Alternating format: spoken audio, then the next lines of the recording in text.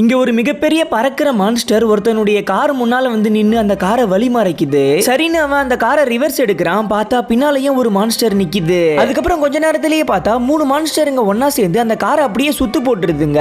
ஏன்னா இவன் அதுங்களுடைய குட்டியை கடத்திக்கிட்டு போவான். இப்ப அந்த 3 மான்ஸ்டருங்களும் அவன் கிட்ட அப்படியே நெருங்கி நெருங்கி வருதுங்க. அதுல ஒரு மான்ஸ்டர் மட்டும் அப்படியே பறந்து வந்து அவனை பயமுறுத்துது. ஆனா அவன் கையில ஒரு ஷாக் கொடுக்கிற மிஷின் வச்சுக்கிட்டு அதுங்களை கிட்ட வராத மாதிரி தடுத்துக்கிட்டு இருக்கான். அப்ப அவன் பின்னாலேயே டக்குன்னு ஒரு தாத்தா வந்து அவனை புடிச்சு லாக் பண்ணி அந்த குட்டி மான்ஸ்டரை காப்பாத்தி விட்டுட்டு அந்த வேட்டைக்காரனை தூக்கி போட்டு பொளந்துடுறாரு.